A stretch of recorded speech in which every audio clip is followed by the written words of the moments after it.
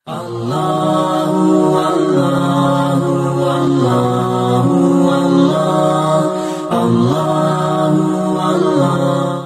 لله وكفى وسلام على عباده الذين اصطفى أما بعد أعوذ بالله من الشيطان الرجيم بسم الله الرحمن الرحيم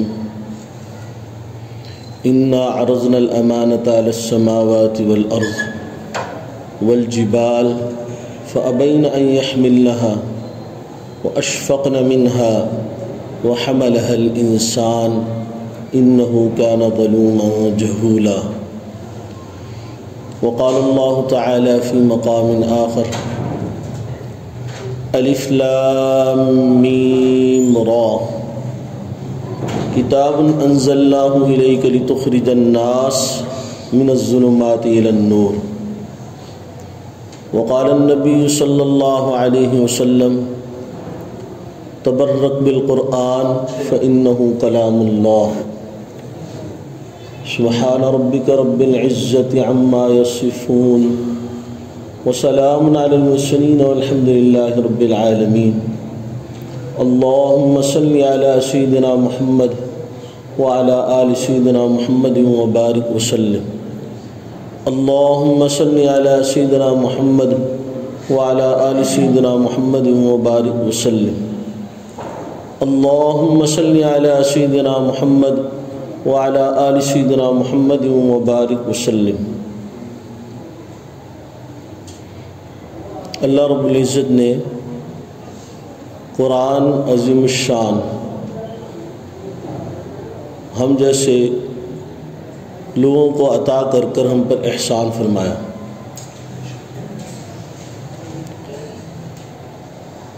اور اس پر ایک اور احسان کیا کہ آج کی اس مجلس میں ہمارے 10 کے قریب بچوں نے اس کو یاد بھی کر لیا۔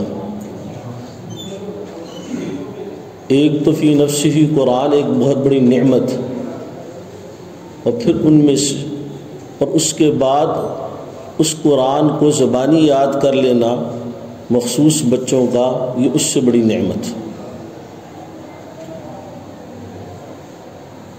اللہ رب العزت فرماتے ہیں ثم اورثنا الکتاب الذین اصطفینا من عبادنا، ہم اپنی کتاب کے لیے سلیکٹ کرتے ہیں۔ اصطفینا کا مطلب ہوتا ہے چننا، من عبادنا اپنے بندوں میں سے، جس کو ہم اپنی کتاب کا وارث بنانا چاہتے ہیں۔ ایک سلیکشن ہوتی ہے کسی بڑے کی، اس کی ایک اہمیت ہوتی ہے۔ جو گھر کا بڑا ہو، عام طور پر اگر کوئی چیز ماں باپ بچے کے لیے سلیکٹ کرتے ہیں تو بچہ اس کا ایک مقام رکھتا ہے، اس کی ایک اہمیت رکھتا ہے کہ میرے ماں باپ نے یہ کام میرے لیے سلیکٹ کیا، کیونکہ وہ ان کو بڑا سمجھتا ہے۔ اور اگر اس سے اوپر جایا جائے تو ایک سلیکشن اگر اس بچے کی صوبائی لیول پر ہو جائے کسی پڑھائی کے اندر، تو اس پر ماں باپ کے ساتھ اس بچے کو اور پراؤڈ فیل ہوتا ہے اور فخر محسوس ہوتا ہے کہ میں اپنے صوبے کے اندر حکومتی طور پہ کسی تلاوت کے لیے، کسی تعلیم کے لیے، کسی بھی کام کے لیے سلیکٹ کر لیا گیا، کیونکہ اس کا مقام اس سے بڑھ جاتا ہے۔ ایک سلیکشن ہوتی ہے کہ اگر آپ کو ملک کا وزیر اعظم یا وزیر اعلیٰ کو سلیکٹ کر لے کسی کام کے لیے، تو جتنی بڑی پوسٹ ہوتی ہے اتنی سلیکشن کی اہمیت بڑھتی جاتی ہے۔ اور اگر یہ سلیکشن اللہ کے رسول صلی اللہ علیہ وسلم کی طرف سے ہو تو اس کا مقام تو سب سے زیادہ بڑھ جاتا ہے کہ آپ امام الانبیاء ہیں۔ لیکن بات یہاں سے اس سے بھی آگے کی ہے کہ قرآن کے لیے جو سلیکشن کی جاتی ہے وہ اللہ رب العزت کی طرف سے کی جاتی ہے۔ انا نحن نزلنا الذکر وانا لہ لحافظون، کہ ہم نے اس کی حفاظت کا ذمہ خود لیا اور ہم اس کی حفاظت کریں گے، اور یہ تا قیامت ہوگی، جس بھی شکل میں ہو۔ قرآن اس کی ہارڈ کاپی ہے، اور طلباء کا قرآن یاد کرنا اور اس کو یاد رکھنا اس کی سافٹ کاپی ہے۔ یہ ہر زمانے میں رہا۔ لیکن میں یہ کہنا چاہتا ہوں کہ یہاں پر جو نقطہ بیان کر رہا ہوں وہ سلیکشن کیا ہے؟ اللہ رب العزت کی طرف سے۔ تو اس کا مطلب یہ ہے کہ یہ سلیکشن تو مالک الملک اور خالق الکائنات کی ہے، اس میں ہمارا کوئی کمال نہیں ہے۔ یہ اللہ کا ہم پر احسان ہوا کہ اللہ نے ہمارے بچے کو قرآن کے لیے چن لیا۔ لاکھوں بچے صبح اٹھتے ہیں اور اسکول کی طرف رواں دفاع ہو جاتے ہیں، ان میں سے مخصوص والدین کے مخصوص بچے مخصوص اداروں میں جا کے اس قرآن کو یاد کرتے ہیں اور یاد رکھنے کی کوشش کرتے ہیں۔ اللہ نے ان کے دل میں اس قرآن کی محبت ڈال دی کہ ہم نے اپنے بچے کو حفظ کروانا ہے، اس لیے مال اور جان اور وقت سب خرچ کرتے ہیں اس کے لیے۔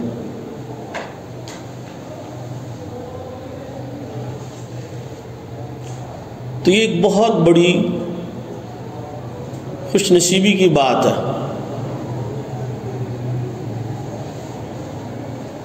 لہذا اس موقع کے اوپر جب قرآن ختم کیا جاتا ہے تو بہت ساری احادیث میں آتا ہے کہ دعائیں قبول ہوتی ہیں۔ بخاری شریف کے ختم کے اوپر اگر دعائیں قبول ہوتی ہیں تو اس سے زیادہ قرآن مجید کے ختم پر دعائیں قبول ہوتی ہیں۔ یہ قبولیت دعا کا موقع ہے، اس لیے ہم اپنے ادارے میں، اور یہ آج خاص طور پہ اس کا یہاں پہ اہتمام اس لیے کرتا ہے، یہ کوئی رسمی تقریب نہیں ہے، یہ اللہ کی طرف سے ہمیں ایک اپرچونٹی، ایک موقع ملا ہے کہ ہم دارالقرآن میں بیٹھ کر، اور اس وقت تقریباً 300 کے قریب بچے مختلف جگہوں پہ مختلف کلاسوں میں بیٹھ کر پڑھ رہے ہیں، سارے تو یہاں پہ جمع نہیں ہو سکتے، ہم نے مخصوص حفظ کردہ بچے اور ان کی چند کلاسوں کے بچوں کو جمع کیا، اور والدین کو یہ موقع مہیا کیا کہ اس اپرچونٹی کو اویل کریں، اور اس عاجز اور اس کے اساتذہ کے اوپر یہ رحم ہوا کہ اللہ نے ہمیں یہ موقع عطا کیا کہ ہم اس وقت میں دعا مانگیں۔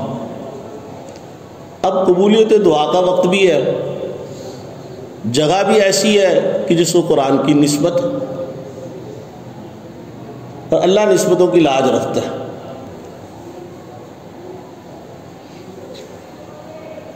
اس کو سمجھنا آسان ہے۔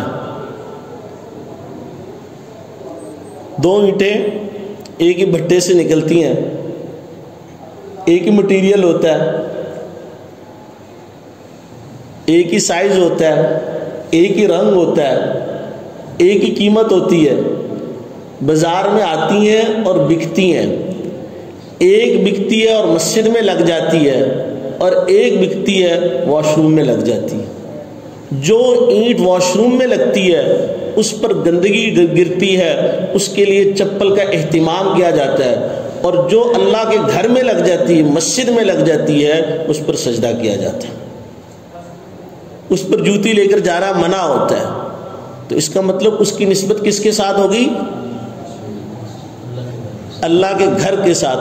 اللہ نے اس نسبت کا اکرام کیا، اس نسبت کی وجہ سے اللہ نے اس کو یہ مقام عطا کیا کہ اللہ نے کہا اب اس پہ سجدہ کیا جائے، اس کے پاکی کا خیال کیا جائے گا، بلکہ اہتمام یہ ہوتا ہے کہ اس کی صفائی کے لیے ایک بندہ رکھا جاتا ہے۔ واش روم کی صفائی کے لیے بھی بندہ ہوتا ہے، لیکن وہ گندگی صاف کرنے کے لیے ہوتا ہے، اور مسجد کی صفائی کے لیے جو بندہ رکھا جاتا ہے وہ اس کو پاکیزہ رکھنے کے لیے رکھا جاتا ہے۔ تو اللہ نسبتوں کی قدر کرتے ہیں۔ اب اس بات کو بھی مزید سمجھیے،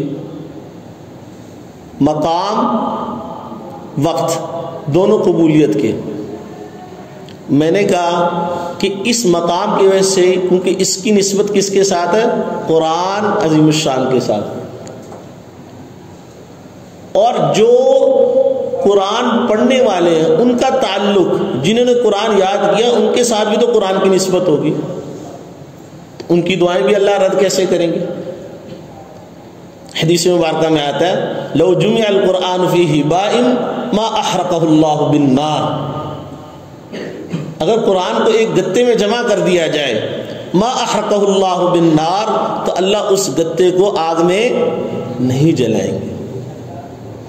مفسرین نے اور محدثین نے اس پر بحث کی کہ بھی گتا تو عام تھا، وہی گتا نکل کے کاپی کی زینت بھی بن سکتا تھا، رجسٹر کی زینت بھی بن سکتا تھا، فائلوں کی زینت بھی بن سکتا تھا، لیکن وہ گتا اس قدر خوش نصیب تھا کہ جب وہ فیکٹری سے نکلا اور قرآن کے ساتھ وہ جڑ گیا، اس کا اتصال ہو گیا، وہ قرآن کے ساتھ مل گیا، اللہ نے اس کے اوپر حکم فرما دیا۔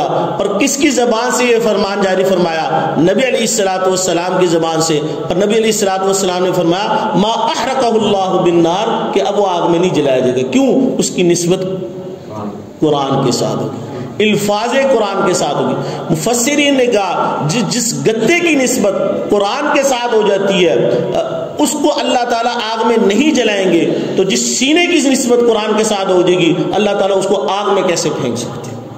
اور جو آگ میں نہیں جائے گا تو اس کا مطلب شورٹی اور گارنٹی ہے کہ وہ ایمان کے ساتھ اس دنیا سے گیا۔ تو گویا کہ جس سینے کے اندر قرآن ہے اللہ اس کی ایمان کی بھی حفاظت فرمائے گا۔ آپ اس کو چھوٹی سی سمجھتے ہیں؟ یہ ایک چھوٹا سا کوئی کام نہیں ہوا کہ آپ کے بچے کے اندر کے سینے میں قرآن چلا گیا۔ یہ قرآن اگر ایک دفعہ بھی اس کے اندر چلا گیا، اس کا یاد رکھنا نہ رکھنا اس کو چھوڑ دیں، اس کی نسبت اس قدر زیادہ ہے کہ اللہ اس کے ایمان کی، میں کم سے کم آج کے دور میں فائدہ بتا رہا ہوں، لیکن سب سے بڑا فائدہ یہ ہے کہ آج تو ایمان کا مسئلہ بنا ہوا،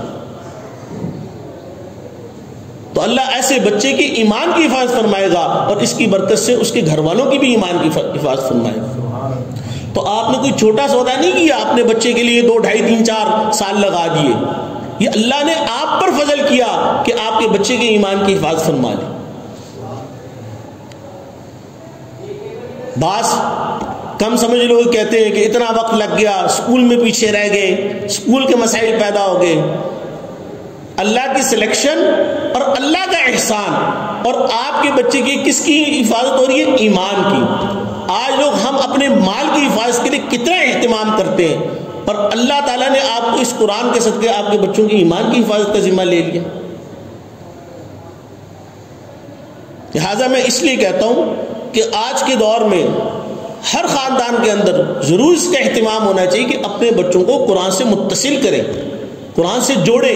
یہ الفاظ قرآن بھی انشاءاللہ معانی قرآن تک لے کے جائیں گے، اور پھر معانی قرآن عمل تک بھی لے کر جائے گا۔ اور خدا نہ خواستہ، اللہ نہ کرے، اگر کسی دور میں یہ کسی حوادث اور ڈی ٹریک ہو بھی جاتا ہے، کسی فتنے کا شکار ہو جاتا ہے، لیکن قرآن کے الفاظ اس کو انشاءاللہ ایمان پر ضرور موت عطا فرمائے۔ آپ کا کام تو جو کرنے کا تھا وہ آپ نے کر دیا،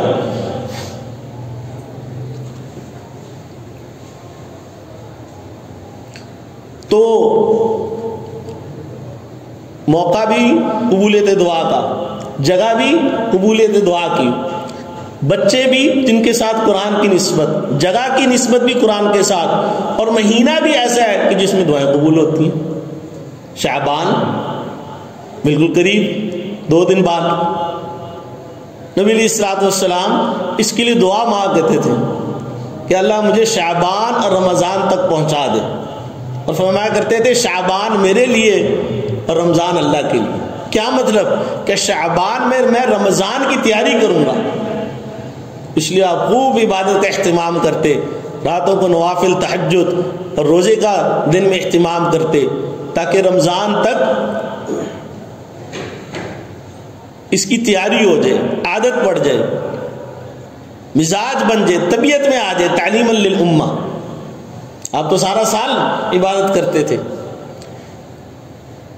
آج ہمارا حال یہ کہ ہم رمضان کے دہانے پہ کھڑے ہیں، لیکن رمضان کی سوچ ہی ابھی تک اجاگر نہیں ہوئی، اور اگر اجاگر ہوئی ہے تو صرف اسی درجے میں ہوئی ہے کہ بھئی کچھ گھر کا سامان اور معاملہ کر لو، بہت اچھی بات ہے۔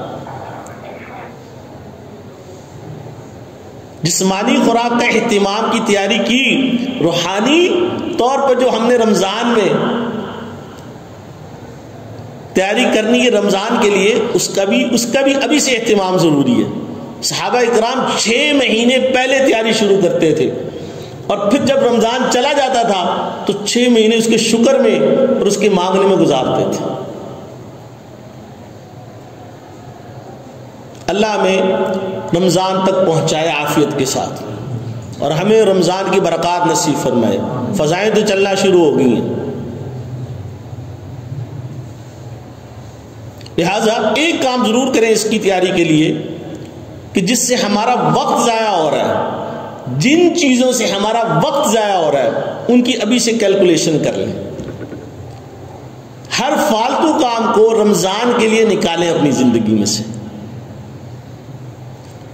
فالتو بولنا، فالتو جانا، فالتو ملنا، فالتو بیٹھنا، فالتو کھانا، اس کو نکالیں۔ یہ ٹائم آپ نکالیں تاکہ رمضان کے لیے اس ٹائم کے اندر جو کام ہو سکتا ہے اس کے لیے آپ مینٹلی طور پہ پریپیئر ہو۔ فالتو موبائل استعمال کرنا، سب سے زیادہ اس میں ٹائم استعمال ہو جاتا ہے۔ ماشاءاللہ آج تو بچے ہی نہیں، بڑے اور بوڑھے بھی اس میں وقت خوب ضائع کرتے ہیں۔ پھر اچھی چیز زیادہ دیکھنا بھی بعض دفعہ غلط ہوتا ہے، وہ بھی نقصان دہ ہوتا ہے۔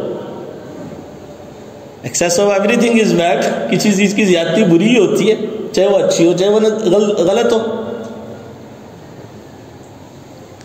گھر میں اہتمام ہو۔ قرآن رمضان کس کے لیے ہوتا ہے؟ للقرآن، رمضان للقرآن، قرآن کے لیے رمضان تو اہتمام ہونا چاہیے کہ کم از کم 3 قرآن تو پڑھے جائیں، کم از کم، زیادہ ہو جائیں تو سبحان اللہ، ایک پہلے عشرے میں، ایک دوسرے عشرے میں، اور ایک تیسرے میں۔ جس کو فکر ہوگی، جس کو اس کے ساتھ تعلق ہوگا، وہ سارے کاموں کے ساتھ الحمدللہ قرآن مکمل کر لے گا۔ کیوں؟ اس نے اپنی ٹائم کی کیلکولیشن کی ہوگی۔ اس کو دفتر میں موقع ملے گا، اس کو گاڑی میں موقع ملے گا، اس کو مسجد میں موقع ملے گا، اس کو دن رات کبھی بھی موقع ملے گا وہ قرآن پڑھ لے گا۔ اور آج تو اتنی آسانی کہ آپ کو موبائلوں میں بھی قرآن ہوتا ہے، پڑھیں اس میں سے۔ موبائل کا پازیٹیو استعمال ہے۔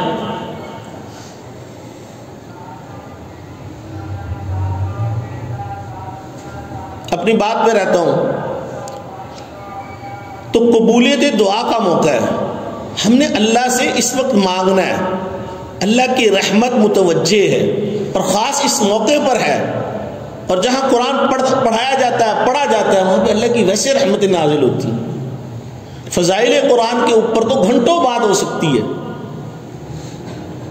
لیکن آپ کو اس وقت اللہ رب العزت کی طرف متوجہ کرنا ضروری ہے، کیونکہ یہ تقریب اس کی اوپر انحصار رکھتی ہے کہ آج ہم جو اپنا قیمتی وقت نکال کر یہاں پر جمع ہوئے اور ہم نے اس کا اہتمام کیا، اور کیونکہ وقت کی قلت تھی اور کاموں کی مصروفیت تھی، ورنہ بعض دفعہ تو ہم چاہتے ہیں کہ بار بار یہاں پہ دعا ہو، تو ہم علیحدہ علیحدہ ختم قرآن کراتے ہیں، لیکن کچھ مصروفیت، کچھ تحفیظ کی مصروفیت اور اس کے کام کی وجہ سے ہم نے یہ نظم بنایا کہ آج ایک ہی دن میں 10 بچوں کی دعا کا اہتمام کر لیں۔ تو جب 10 بچے حافظ قرآن ہوں گے تو اور اللہ کی رحمت متوجہ ہو جائے گی۔ ہمیں گولڈن چانس ملا ہے کہ ہم اللہ سے اپنی فریادوں کو منوائیں، اپنے غموں کو دور کریں، اپنی پریشانیوں کو اللہ کے آگے رکھیں۔ بھائی اگر ہمارا باس یہ کہہ دے کہ بھئی آپ اپلیکیشن لکھیں اور جتنا لون لینا چاہتے ہیں لے لیں، تو عقل مند آدمی ہر چیز کی کیلکولیشن کر کے اللہ کے ساتھ کہ اپنے باس کے سامنے بات رکھے گا نا۔ تو لون لینے کے لیے اگر آفر مل جائے تو بڑا اہتمام ہوتا ہے، یہاں پہ تو اللہ تعالیٰ دینا چاہتے ہیں اور ہماری سوچ ہی متوجہ نہیں ہوتی۔ یاد رکھیں، ایک ہوتا ہے دعا کا پڑھنا اور ایک ہوتا ہے دعا کا مانگنا۔ ہم دعائیں پڑھتے ہیں، مانگتے نہیں ہیں۔ رمضان میں بھی ہمارا حال یہی ہوتا ہے، یہ سمجھ لیں۔ دعا کا پڑھنا کیا ہے کہ اکثر ساتھی 5 وقت دعا مانگ کر آتے ہیں، لیکن یہ نہیں معلوم ہوتا کہ انہوں نے مانگا کیا۔ ایک رسمی ہاتھ اٹھتے، رسمی زبان چلتی ہے، رسمی دعا کے ہاتھ پھر جاتا ہے، لیکن کچھ نہیں پتا رب سے مانگا کیا۔ ایک چھوٹے سے وزیر کو اپلیکیشن دینے کے لیے اہتمام ہوتا ہے، حتیٰ کہ انک جس انک سے اس کو لکھنا چاہیے اس کا بھی اہتمام ہوتا ہے، جس پیپر پہ لکھنا ہوتا ہے اس کا بھی اہتمام ہوتا ہے، ریجیکشن نہ ہو جائے۔ یہاں پر رب سے مانگنا ہے جو پالنے والا ہے، جو مالک الملک خالق الکائنات ہے، جس کے رزق کے اوپر ہمارا نظام چل رہا ہے، اس کے لیے جب ہاتھ اٹھتے ہیں تو سوچ ہی قابو میں نہیں۔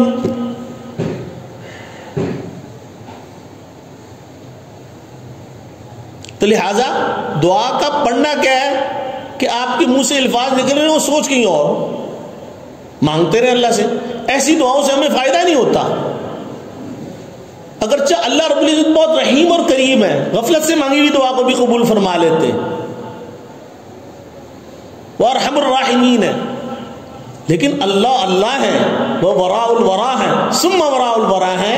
یہ بات سمجھنی چاہیے کہ ہم رب کے آگے بیٹھ کے دعا مانگ رہے، کسی انسان کے آگے نہیں ہاتھ پھیلائے ہوئے ہم نے۔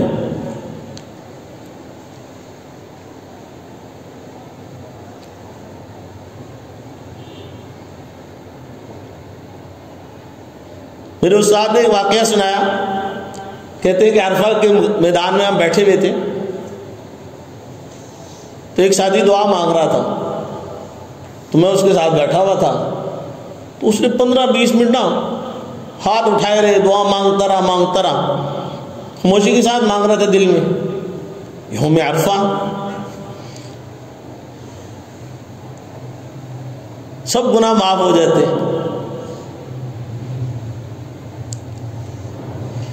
تو جب 10-15 منٹ گزرے اور اس نے ہاتھ پھیرا تو میں نے اس سے پوچھا تم نے آج کیا اللہ سے مانگا؟ تو اس نے میرے چہرے کی طرف دیکھا۔ اب بات سننے کی ہے، ویسے قابل غور بات ہے، ویسے کیا ہمارے ساتھ ایسے تو نہیں ہوتا؟ کیا ہم اپنے رب سے ایسے تو نہیں مانگتے؟ اس نے میرے چہرے کی طرف دیکھا اور کہا کہ حضرت ایک بات بتاؤں، مجھے نہیں پتا میں نے کیا مانگا۔ اللہ اکبر کبیرہ۔ یوم عرفہ ہو، یہ موقع ملا ہو، صحت ہو، زندگی ہو، اللہ نے ہاتھ اٹھانے کی توفیق بھی دے دی، لیکن غفلت اس قدر کہ یہ نہیں پتا کہ رب سے مانگا کیا ہے۔ کیونکہ ذہن، سوچ اسباب پر لگی ہوئی ہے، مسبب الاسباب سے ہٹ چکی ہوئی ہے۔ اصل مسئلہ یہ ہے، ہم اسباب، یعنی میں اس گلاس کو اٹھا کے جب پانی پیوں گا تو مجھے پتا ہے میرا گلا خشک ہو رہا ہے تو تر ہو جائے گا، بہت اچھا، سنت یہی ہے، لیکن اللہ رب العزت پیاس نہ بجھانے پہ قادر ہے، اس کا بھی ذہن میں یقین ہونا بڑا ضروری ہے۔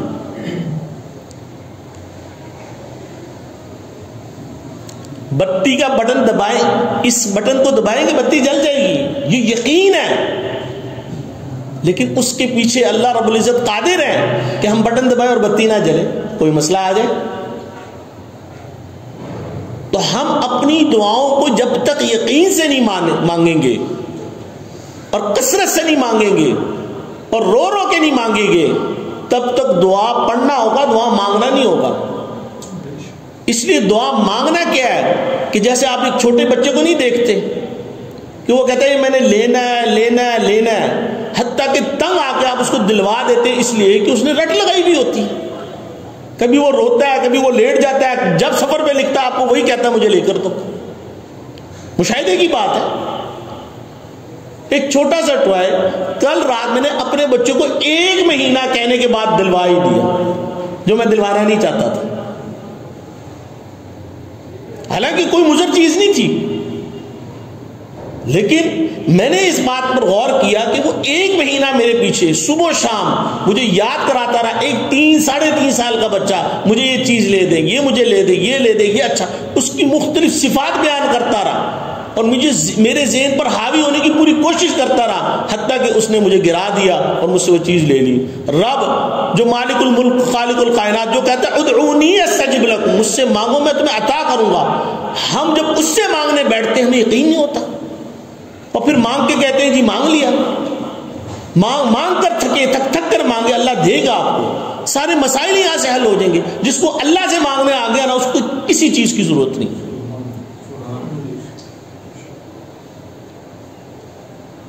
یہ باپوں کے پیچھے بھاگنا، یہ عاملوں کے پیچھے بھاگنا، نہ اللہ کے قرآن پہ یقین، نہ اللہ کی ذات پر یقین۔ کیوں؟ اسباب پر توجہ بہت زیادہ لگ گئی۔ انی توکلت علی اللہ ربی و ربک، اللہ پر توکل کریں، حسبی اللہ و نعم الوکیل، اللہ ہمارے لیے کافی ہے۔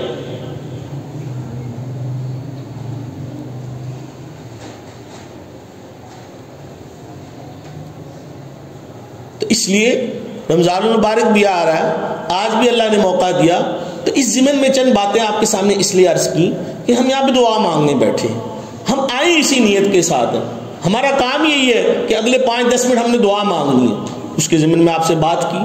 لیکن چند باتیں اگر آپ توجہ کے ساتھ اس لیے سن لیں گے کہ بھائی ہمارے بچے نے قرآن حفظ کر لیا، تو اب اس کی حفاظت اور اس کو ریٹین رکھنے کے لیے چند کام بڑے ضروری ہیں، اس کا اہتمام کرنا بڑا ضروری ہے۔ اور میں یہ سمجھتا ہوں اگر کوئی بھی والدین اس پر دیکھیں، دوران حفظ جتنی توجہ ہوتی ہے، جتنا فوکس ہوتا ہے، ہماری عادت یہ ہوتی ہے آفٹر حفظ، بعد الحفظ ہم اتنے ہی ریلیکس ہو جاتے ہیں۔ حالانکہ دوران حفظ ایک ماحول میں بچہ آ رہا ہوتا ہے، 6-7 گھنٹے کے نظام میں ہوتا ہے، اور بعد میں تو اس کے لیے 1 ہی گھنٹہ نکالنا مشکل ہو جاتا ہے اسکول کی وجہ سے۔ تو اکثر بچوں کو جو حفظ بھولتا ہے، اس کی بنیادی وجہ یہ ہوتی ہے کہ بعد از حفظ کے متصل جو ایام اور جو وقت گزرتا ہے، اس کے اندر جو نظام ہوتا ہے اس سے وہ ہٹ جاتے ہیں، ختم کر بیٹھتے ہیں، چھوڑ بیٹھتے ہیں، اس وجہ سے یہ مسئلہ آ جاتا ہے۔ اگر اس کو پکڑ لیا جائے اگلے 5-6 سال کے لیے تو الحمدللہ قرآن کہیں نہیں جاتا۔ بہت سارے والدین کہتے ہیں کہ جی حفظ کیا تھا، بچے نے بھول گیا، ہم سے غلطی ہو گئی، ہم نے کروا دی، یہ تو الٹا ہمارے گلے پڑ گیا۔ نہیں، پہلے میں نے آپ کو بتایا حفظ ایک بہت بڑا اللہ کا فضل ہے، ایک دفعہ سینے میں چلے جانا اللہ کے قرآن کے ساتھ نسبت ہے، اس کو کم نہ سمجھیں، بھولنے سے نہ گھبرائیں۔ فکر اس بات کی ہے کہ اس کو زندگی میں وہ ساتھ کیسے لے کر چلے، وہ جو ٹائم ہے آپ نے وہ مس کر دیا ہے، اور وہ یہی ٹائم ہے جس میں میں آپ سے مخاطب ہوں، آپ پیرنٹس سے مخاطب ہوں۔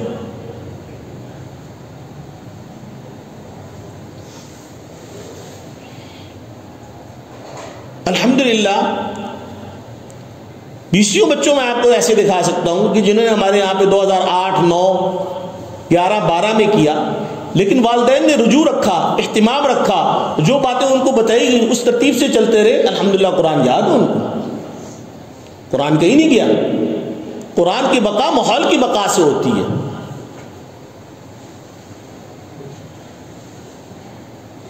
اور ماحول کی بقا کیا ہے؟ اس کے لیے چند چیزیں ضروری ہیں۔ سب سے پہلی بات کہ جب بچہ یہاں سے نکل کر جائے تو اس نے اسکول کی سلیکشن کرنی ہے۔ اسکول میں نہیں کہتا کہ آپ اسلامک اسکول میں لے کر جائیں، بہت کم ہے، افورڈیبل ہیں نہیں ہیں، کیسے ہیں،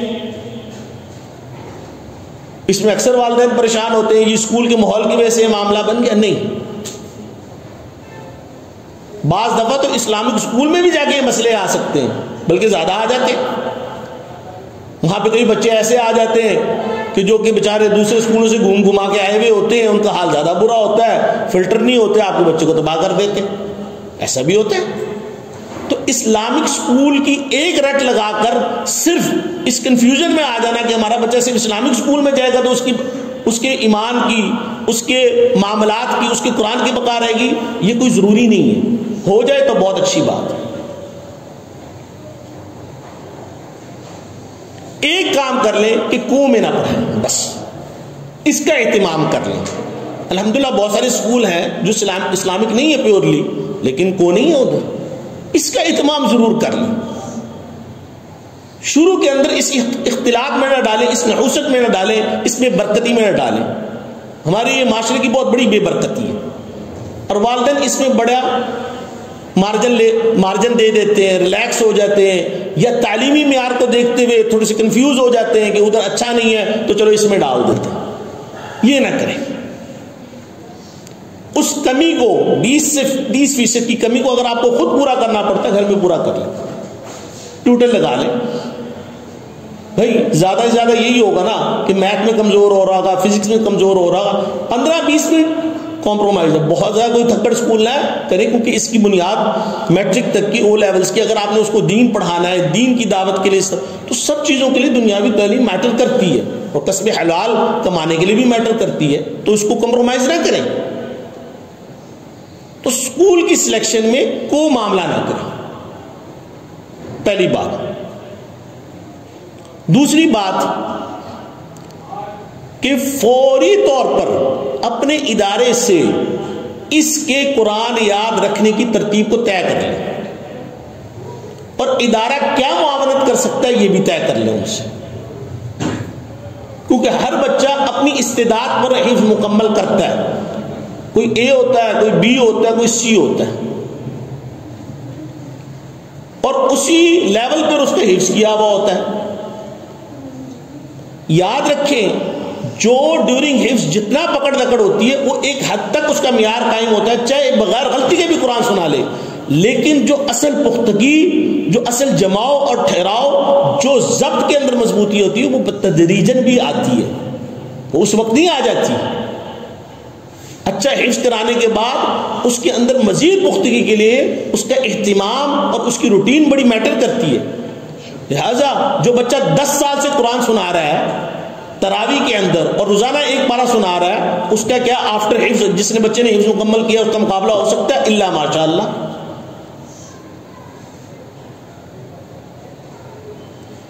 تو حفظ کے فوراً بعد ایک نظام لے لیں. ہم ادارے والے اکثر والدین کو یہ کہتے ہیں، جس میں والدین ہمارے ساتھ چلنا ان کو اس لیے مشکل ہو جاتا ہے کہ صرف تھوڑا سا وقت نکالنا پڑتا ہے، اہتمام کرنا پڑتا ہے، تھوڑی سی قربانی دینی پڑتی ہے.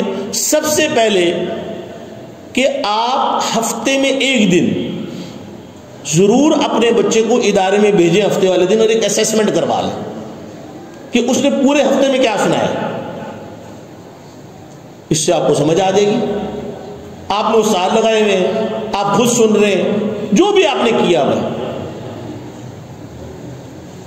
اور کوشش کریں کم از کم ایک پارہ اور زیادہ سے زیادہ 2 پاروں کا اہتمام ہو جائے. حفظ کے متصل بات، جو عادت اس کو بنی ہوئی ہے نا اس کو ٹائم نہ دیں. ہم اسکول کی طرف لے جاتے ہیں، چلو 2-3 مہینے ایڈجسٹ ہو جائے گا، 4 مہینے ایڈجسٹ ہو جائے گا، اس کی طبیعت ہی ختم ہو جاتی ہے. کیوں؟ وہ ابھی پختہ نہیں ہوا ہوتا، بلکہ بعض دفعہ حفظ کے بعد وہ متنفر بھی کسی درجے میں ہوا ہوتا ہے کہ کئی سال سے حفظ کر رہا ہوتا ہے، بچہ ہوتا ہے، تھک چکا ہوا ہوتا ہے ایک ہی چیز کو پڑھ کے، ایک ہی روٹین کے اندر جا کے، تو اس کو مختلف قسم کی ایکٹیویٹیز اور سبجیکٹس اور مضمون ملتے ہیں، وہ بھاگتا ہے. اب کیا ہوتا ہے، ہم اس کو تھوڑا سا مارجن دیتے ہیں، 3-4 مہینے بعد اس کی مزاج اور طبیعت ایک دم سے واپس کرتا ہے، ہو جاتا ہے. اب جب ہم اس کو کہتے ہیں شروع کرو تو بڑا مسئلہ کھڑا ہوا ہوتا ہے، اور وہ کہتا ہے میں پاؤ بھی بڑی مشکل سے سناتا ہوں. کوئی بات نہیں، غلطیوں سے سنا رہے ہیں، ساتھ ہی بنا دے نظام. اے والا 2 غلطیوں سے 3 غلطیوں سے پارا سنا رہا ہوگا، بی والا 5 غلطیوں سے سنا رہا ہوگا، سی والا 15 غلطیوں سے پارا سنا رہا ہوگا. ترتیب تو بنا دے نا. یہ اہتمام ضرور ہو، 35 یا 40 دن میں قرآن ضرور ختم ہو جائے. اگر یہ اہتمام نہیں ہے تو پھر آپ اس چیز جگہ پر پہنچیں گے جہاں پر آپ بہت سارے لوگوں کی ایگزامپلس دے رہے ہوتے ہیں. جی فلاں کے بچے نے حفظ کیا تھا اس کو یاد نہیں ہے، فلاں کے بچے نے حفظ کیا تھا اس کو قرآن یاد نہیں ہے.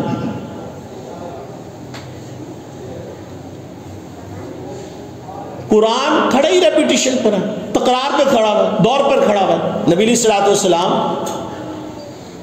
جبرائیل علیہ الصلوۃ والسلام سے ہر سال دور کرتے، تعلیم للامہ. آپ کے حافظے میں نعوذ باللہ کوئی مسئلہ تو نہیں تھا خدا نہ خاصہ؟ اس کے لیے اور کوئی میتھڈ ہی نہیں ہے. تو پہلی بات روزانہ کا قرآن کا نظم. بھائی ٹیسٹ آگے پیچھے ہو جائے، اسکول کا کام تھوڑا بہت رہ جائے، خیر ہے. میرے بچے کا آدھا پارا تو میں نہیں کہتا، لیکن 1 پارا میرے بچے کا رہنا نہیں چاہیے. مجھے اس کو سننا ہر حال میں. نہیں کوئی استاد مل رہا، میں خود سن لوں قرآن کھول کے، کوئی بات نہیں، غلطیوں سے سن لیں، آپ سنیں ضرور. اور جب وہ ادارے آئے تو کوئی 10 پارے 12 پارے لے کر تو آئے نا. چلے کم از کم 10 پارے سنا کے آئے ہفتے میں. روزانہ 2 پارے سناتے تو 5 دن میں 10 پارے ہو جائیں گے. تو 10 پاروں کے ساتھ، اور اگر زیادہ کمزور ہے تو چلے 5-6 پارے لے کے آئے. ہمارے پاس بچے آتے ہیں بعض دفعہ. کل ایک کیس آیا کہ جی ایک بچہ آ رہا ہے، اس نے 3 مہینے میں صرف 3 پارے نکالے. اسکول کی طرف متوجہ. اب مجھے بتائیں کہ اس روٹین میں آگے کہہ رہا جی وہ منزل کمزور ہونا شروع ہوگی، میں کیا کر سکتا ہوں؟ تو اصل کام تو اب شروع ہوا ہے جو آپ نے کرنا ہے، اور یہ مشکل کام نہیں ہے. آپ کتنے خوش نصیب ہیں، آپ کتنے خوش نصیب ہیں کہ آپ کے گھر میں 40 دنوں میں 50 دنوں میں قرآن ختم ہو جاتا ہے. اس سے بڑی برکت ہو سکتی ہے. اور وہ بھی آپ کا بچہ کر رہا ہے. وہ ختم والے تو نہیں بلائے ہوئے آپ نے. گھر میں قرآن کی فضا پیدا ہو جاتی، برکات آ جاتی. میں نے اپنا مشاہدہ کیا اس بات کا کہ میرے والد صاحب ایک تاجر آدمی تھے، کوئی محدث مفسر نہیں تھے، لیکن حفظ قرآن کے بعد جو قرآن کا معیار مجھے ملا بعد میں، وہ صرف ان کی ایک نظم کی وجہ سے تھا کہ بھئی روزانہ سنانا ہے. اور رمضان المبارک میں وہ اپنی دکان کو تالا لگا کے آ جاتے تھے کہ تراویح پیچھے پڑھنا، جو مرضی ہو جائے. وہ کہتے تھے دنیا کا امتحان رہ جائے نہ رہ جائے، الحمدللہ سے اس کی برکت سے کوئی فیل نہیں ہوتا. بچوں کو بھی ایک حد تک ہی مارجن دینا ہوتا ہے، اس کے بعد اس روٹین کو نہیں چھوڑنا ہوتا. ہم ایک امتحان 2 امتحانوں کی وجہ سے اس کو ڈھیل دیتے ہیں، وہ قرآن سنانا ہی چھوڑ دیتا ہے. بھئی کیمبرج کے امتحان آگے کوئی بات نہیں، اس سال قرآن نہ سناؤ تراویح میں. کیوں نہ سناؤ بھئی، مینج کر لیں. دنیا کی چیزیں مینج نہیں ہوتی. 10 دن میں قرآن سنا لو بھئی، چھٹیوں کے ایام میں مینج کر لو.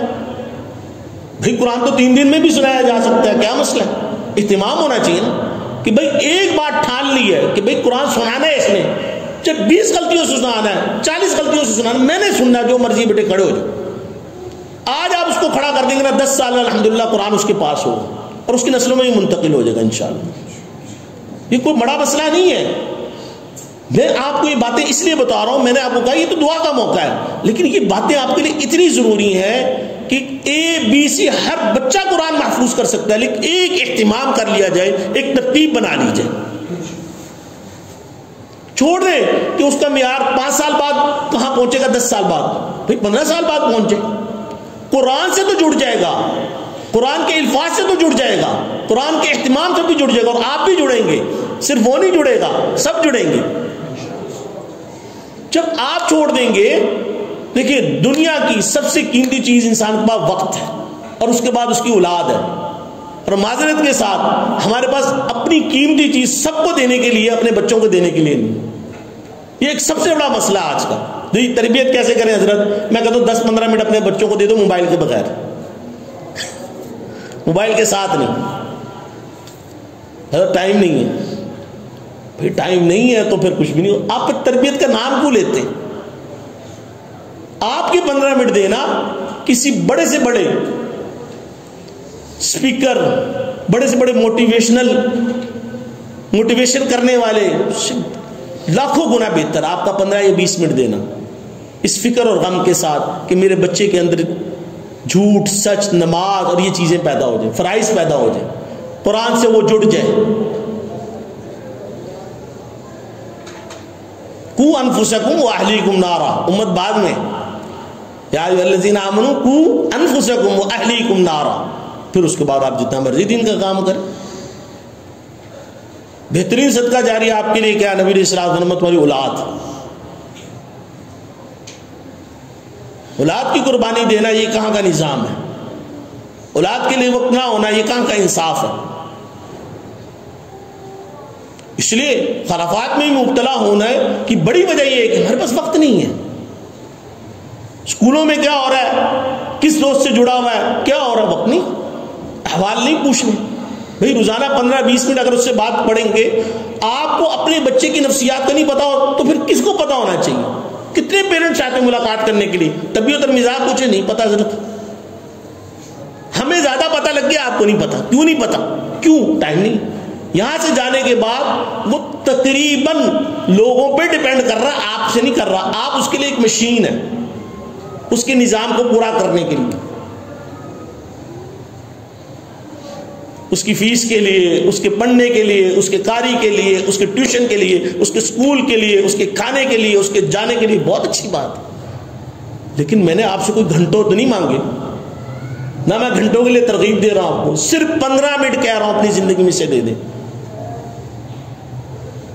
میرے والد صاحب 18 گھنٹے کام کرتے تھے، 15 منٹ ہمیں دیتے تھے۔ الحمدللہ میں 10 بہن بھائی تھا۔ ایسا مسئلہ تو نہیں تھا۔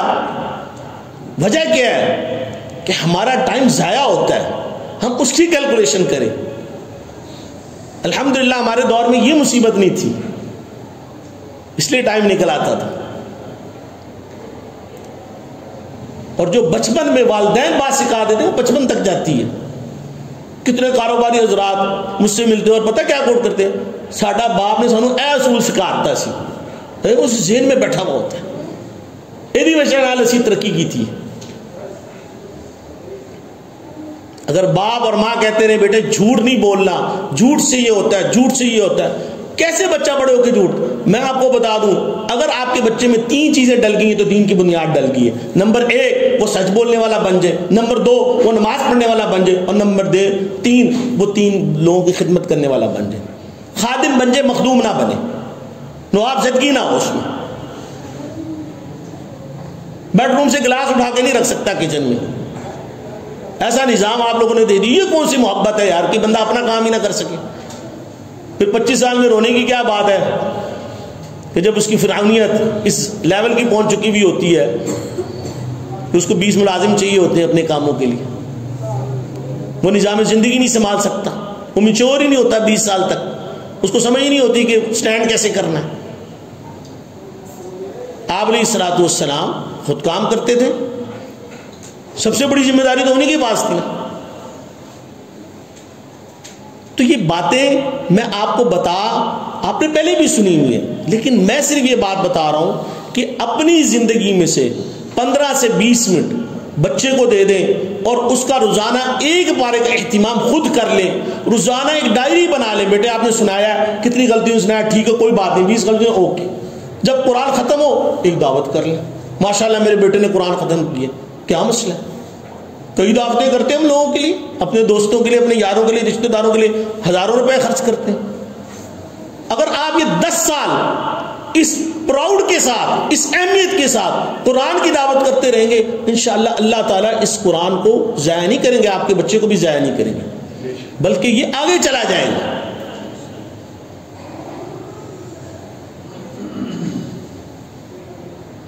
اور بچے اور بچی دونوں کو حفظ کروائیں۔ کہتے ہیں بچیوں کو نہیں کروانا چاہیے، میں کہتا ہوں بچیوں کو زیادہ کروانا چاہیے۔ ایک ایسی جیسے وہ بات مشہور نہیں ہو جاتی ہمارے یہاں پہ، ایسے ہی بن جاتی ہے کہ جی بچیوں کو حفظ نہیں کروانا چاہیے۔ بھائی کیوں نہیں کروانا چاہیے؟ کوئی مسئلہ نہیں ہے، بلکہ کامن سینس کی بات یہ ہے کہ ایک عورت حافظ قرآن بنتی ہے تو ایک نسل قرآن حافظ قرآن بن جاتی ہے، بچے کے ساتھ تو ایک ذات بنتی ہے، وہ تو اپنے بچوں کو لگا دیتی ہے، اور پھر اس کے بعد مواقع بھی زیادہ ہے پڑھنے کے، کھانا بناتے ہوئے، کام کرتے ہوئے، کپڑے دھوتے ہوئے، چلتے ہوئے، پھرتے ہوئے گھر میں قرآن پڑھ سکتی ہے۔ آپ آفس میں بیٹھے قرآن پڑھ سکتے ہیں؟ اونچا نہیں پڑھ سکتے، اس کے اندر رکاوٹیں کم ہیں پڑھنے کی، اور قرآن 10-15 دنوں سے نہیں بھولتا، قرآن تو 6-7 مہینے کو چھوڑنے سے بھولتا ہے۔ یہ بات میں کیوں کہہ سکتا ہوں؟ اس لیے کہہ سکتا ہوں میری والدہ حافظ قرآن تھی، وہ تو نیند میں بھی غلطی بتا دیتی تھی،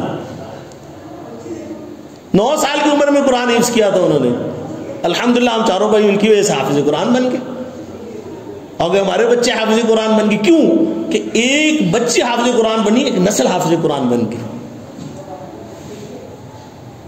یہ ایسا بینک ہے، ایسا صدقہ جاری ہے۔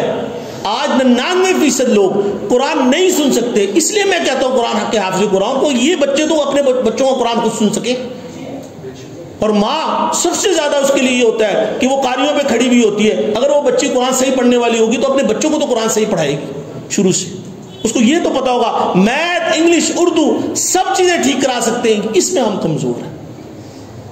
تجوید تو آپ لوگوں کا کام ہے، ہم تو دیکھ کے بھی صحیح نہیں سن سکتے، اور اس کو بیان کرتے ہوئے کچھ ہوتا نہیں ہے ہمیں. یہ بہت بڑا ایک غم ہے کہ ہمیں قرآن نہیں پڑھنا آتا, ساری کتابیں پڑھنے آتی ہیں, انگریزی, اردو, انگلش سب پڑھ لیتے ہیں, لیکن ہمیں قرآن سے ہی نہیں پڑھنے آتا. تو اس کا مطلب یہ ہے کہ قرآن کا اس درجے میں تو اہتمام کریں کہ اپنے بچے کا سننا شروع کریں, پھر اگر آپ کو سمجھ نہیں آتی تو اپنا ٹھیک کریں اس کے لیے کہ میں اپنے بچے کو قرآن سن سکوں. اس کا اہتمام کر لیں, 15-20 منٹ آپ نکالیں قرآن کے لیے, قرآن ٹھیک ہو جائے گا انشاءاللہ. اس لیے ایسے قاری حضرات بھی آپ کے گھروں میں پڑھا رہے ہوتے ہیں کہ جنہوں نے قرآن پڑھا ہی نہیں ہوتا. کیوں؟ اندھیر, سلیکشن ہی نہیں. ہماری سلیکشن کیا ہے؟ جو سب سے کم پیسے دے گا اس کو لگا لو بھائی قاری قرآن کے لیے, پر ختم کرو. یہ ظلم نہیں ہے. ایک انگلش کے پڑھانے والے کے اس کا ایکسنٹ دیکھا جاتا ہے, اور ایک قرآن پڑھانے کے والے کے لیے یہ بھی نہیں پوچھا جاتا کہ تم نے کس سے قرآن پڑھا بھائی, تمہاری ڈگری کہاں کی ہے. اس کی ڈگری نہیں دیکھتے, بلکہ اس کو کہتے 3 دن پڑھاؤ, دیکھتے تمہارا ایکسنٹ کیسا ہے, پھر ہم ہماری بچے کو انگلش پڑھنا بنیاد ہے. یہ غلط ایکسنٹ نہ سکھا دینا, پنجابی ایکسنٹ میں انگریزی نہ بول رہا ہو, یہ پروننسیشن بڑی اچھی ہونی چاہیے. لیکن حفظ قرآن کے لیے چلتے پھرتے آدمی سے بات کر لینا, اچھا تم 2500 لے لو, 1500 میں پڑھا دو, کوئی بات نہیں شاباش. 20 قاری ایسے پکڑے جن کو قرآن کی الف بے نہیں پتا تھی, اور وہ 10 گھروں میں قرآن پڑھا رہے تھے. آپ لوگوں کی کمزوری کی وجہ سے, اس امت کی کمزوری کی وجہ سے.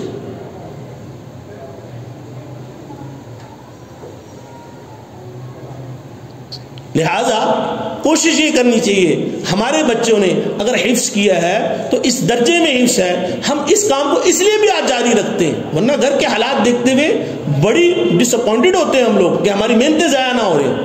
غلط گھر کون, میں نے پہلے بتایا قرآن کی بقا تو ماحول کی بقا سے, جب بقا ہی نہیں ہے, ماحول ہی نہیں, تو بقا کہاں سے؟ تو ہم بھی اپنے کام کو دیکھ سکتے ہیں نا کہ ہم بھائی اتنے بڑے ذمہ داری لے کے کیوں بیٹھے ہوئے یہاں پر. لیکن اس بنیاد پر کہ یار فی نفسی قرآن تو ٹھیک ہوگا, تو یہ تو کسی کو ٹھیک پڑھا لیں گے انشاءاللہ. اور چلو بغیر مار پیٹ کے تو پڑھ لیا انہوں نے قرآن, یہ بھی حجت پوری ہو جائے گی اس دور میں کہ جس کے ساتھ لازم اور ملزوم کیا ہوا تھا ڈنڈے. اور تیسرے نمبر پہ قرآن کی برکات گھر میں ہوں گی. پچھلے رمضان میں ہمارے وائی بلاک کے اندر ہی, صرف DHA کے اندر 20 بچے قرآن گھر میں سنا رہے تھے. ہمیں اس کو زندہ کیا, ابھی گھر میں قرآن سناؤ. مسجد کیا ہوتی ہے؟ تراویح کو ضروری تو نہیں مسجد میں, کتنی مساجد ہیں جن میں آپ کو موقع مل سکتا ہے. گھروں میں قرآن سننے کی ترتیب بنائی جائے, اہتمام کیا جائے, 2 لوگ کھڑے ہو جائیں, 3 لوگ کھڑے ہو جائیں, قرآن سنا جائے. قرآن کہیں نہیں جائے گا انشاءاللہ.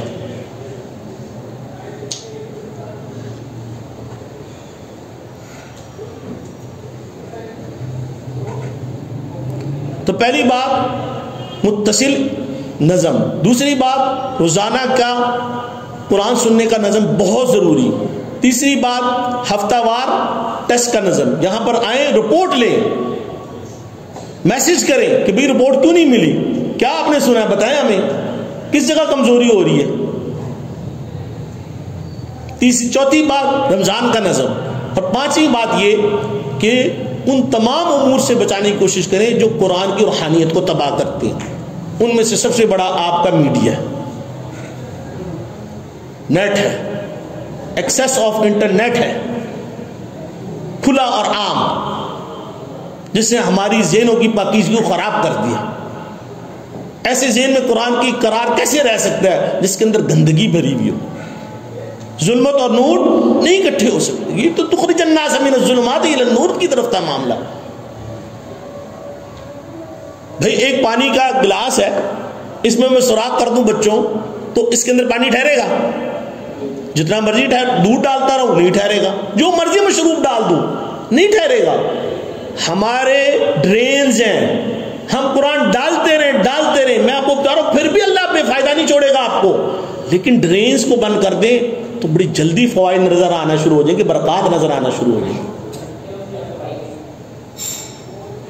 رات ساری رات بچے موبائل استعمال کرتے ہیں اور وہ حافظ قرآن ہوتے ہیں, تو پھر کیسے نور جو ہوگا وہ سسٹین کرے گا, کیسے وہ رکے گا, وہ ضائع ہو جائے گا. اور پھر آپ لوگ چیک بھی نہ کریں. یہ کہاں کا اصول ہے بھائی؟ ایک 12 15 16 سال کے بچوں کو موبائل کی کیا ضرورت ہے؟ مجھے تو نہیں سمجھ آتی. کیا کام ہے موبائل پر؟ اس میں صرف گیمز ہیں اور کیا ہے؟ یاریاں ہیں، انسٹاگرام، پتہ نہیں کیا کیا ایپس بنی ہوئی، اس کے اوپر اس نے رہنا. صرف روحانی نقصان نہیں ہے، میڈیکلی طور پہ اتنے نقصانات شروع ہو چکے ہیں کہ جس کو میں آپ بیان نہیں کر سکتا. یہ 2 مہینے پہلے کی آپ کو ریسرچ دے رہا ہوں کہ 5 بیماریاں جو صرف سیلفی کی وجہ سے نفسیاتی طور پہ شروع ہو چکی ہیں، جس پر لوگ ڈاکٹر کام کر رہے ہیں. یہ بھی حال دیکھنا تھا، صرف سیلفی کی وجہ سے مریض بن گئے ہیں ہم کہ جہاں سانس لیں وہاں کی بھی اپڈیٹ جانی چاہیے. میں ابھی آپ پچھلے دنوں میں گیا ہوا، پچھلے مہینے، تو بیت اللہ کے اندر ایک بندہ نا ملتزم پہ کھڑے ہو کے الٹا ہو کے دعا مانگ رہا. میں کہوں یار پتہ نہیں شاید یا تو تھوڑا سا کمزور ہے یا بیچارہ الٹا ہو گیا رش کی وجہ سے، تو اس کو تھوڑا سا سیدھا کرنا چاہیے. بیت اللہ اس طرف ہے، منہ ادھر کیا. میں نے اس کو کہا بھائی آپ اس طرف ہو کے دعا مانگ. کہتا حضرت آپ نے سارا معاملے کرا، میری ویڈیو بن رہی تھی. انا للہ و انا الیہ راجعون. ایک بیت اللہ تھا، اس کو بھی آپ اللہ کے ہاں گھر مانگنے گئے اور ویڈیو بنا رہے دعا کی کہ وہ چڑھ جائے، امت کو پتہ لگ جائے کہ میں دعا مانگ رہا ہوں بیت اللہ میں ملتزم کے سامنے. منہ ٹیڑھا کرنا، منہ سیدھا کرنا، دماغ کو ادھر دیکھنا ادھر دیکھنا، یہ سب سیلفی کے مسائل ہیں. ایک ڈاکٹر صاحب نے کہا میں تھیراپی کر رہا ہوں، 25,000 لے رہا ہوں کہ ایک بندے کو 6 گھنٹے موبائل سے علیحدہ کرنے کی میں تھیراپی کے پیسے لے رہا ہوں کہ وہ موبائل کے بغیر 6 گھنٹے گزارے. آپ امیجن کر سکتے ہیں کہ ہم اس وجہ سے کتنی بیماریوں میں مبتلا ہو رہے ہیں. اور ہم اپنے بچوں کو جو کہ بلوغت میں ہوتے ہیں، ٹین ایجرز ہوتے ہیں، ان کو اوپنلی دے دیتے ہیں اور کہتے ہیں جی کوئی بات نہیں، جی غلط صحیح کا بتا دیا ہم نے. نگرانی کرنا ہمارا کام نہیں ہے. حدود نہیں شریعت نے بیان کی، حدود شریعت کا حصہ نہیں ہے. چور کے لیے سزا نہیں رکھی گئی. نبی علیہ الصلوۃ والسلام نے یہ نہیں کہا کہ کوڑا لٹکا دو، مارنے کا نہیں کہا، لٹکانے کا کہا. خوف اور شوق دونوں چیزیں، محبت اور سختی دونوں چیزیں چلتی ہیں. اوپنلی دینے کا کس نے کہا؟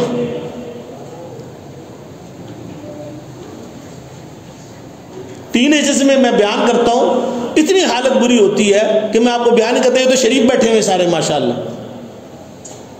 آپ کو بیان نہیں کر سکتا. یہاں پہ خواتین بھی سن رہی، میں بیان نہیں کر سکتا ان کے حالات کے، جن بیماریوں میں وہ مبتلا ہو چکے ہیں. مجھے ایک ڈاکٹر شہری آ رہے ہیں، میرے دوست وہ ملے، ہمارے نفسیات ہے خاص طور پہ بچوں کے، ان سے میری بات چیت چلتی رہتی. ان کا بچہ میرے پاس حفظ کر کے گیا، انہوں نے کہا کہ حضرت 20 سے لے کے 25 سال کی عمر کے بچے اور بچیوں کے سب سے زیادہ میرے پیشنٹس ہیں. اس کو انزائٹی اور ڈپریشن اتنا زیادہ ہے گناہوں کی وجہ سے کہ میں ان کو ٹریٹ کر رہا ہوں.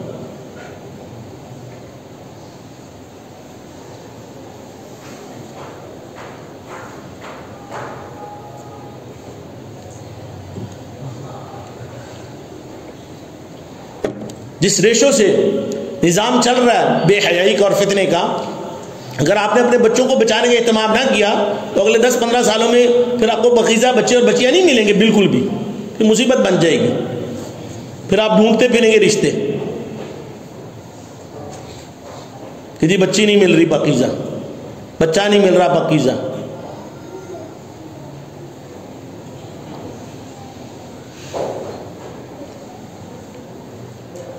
اس لیے اس کو سنجیدگی کے ساتھ دیکھنا چاہیے کہ یہ پھول ہم خود خراب نہ کریں، اور اس کے لیے ہمیں خود بھی اس سے بچنا پڑے گا. سچی بات تو یہ ہے.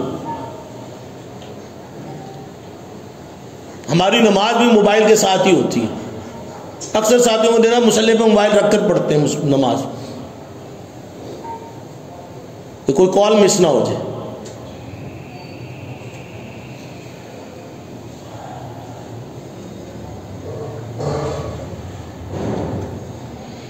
تو تیسرا وہ عوامل جو آپ کے بچے کے الفاظ کے نور کو خراب کریں. تفصیلاً بات دیکھیں، قرآن سیدھی بات کہتا ہے یا ایھا الذین آمنوا لا تتبعوا خطوات الشیطان. شیطان کے فٹ اسٹیپ سے بچاؤ اپنے بچوں کو. اب شیطان کا فٹ اسٹیپ سب سے پہلے یہی ہے نا، یہ آلہ ہے چھری کاٹتی بھی ہے سبزی اور گلا بھی کاٹ دیتی ہے، آگ جلاتی بھی ہے اور سبزی بھی پکاتی ہے، لیکن ان کو کیا پتا اس کا استعمال کیا ہے؟ میں اس کا منکر نہیں، میں اس کے فوائد کا منکر نہیں، میں اس کے استعمال کا منکر نہیں، لیکن میں اس کے اوپر بات کرتا ہوں کہ بھائی اس کا استعمال اور اس کا صحیح استعمال ان بچوں کو کیسے آ سکتا ہے؟ ایک 3 سال کے بچے کو چھری دے کے آپ کیسے یہ امیجن کر سکتے ہیں وہ دوسرے کو نقصان نہیں دے سکتا؟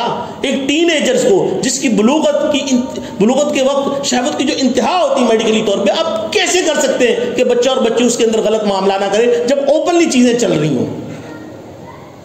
کوئی ریسٹرکشن ہی نہ ہو، کوئی روک ٹوک ہی نہ ہو، کوئی ویب سائٹ بلاک ہی نہ ہو.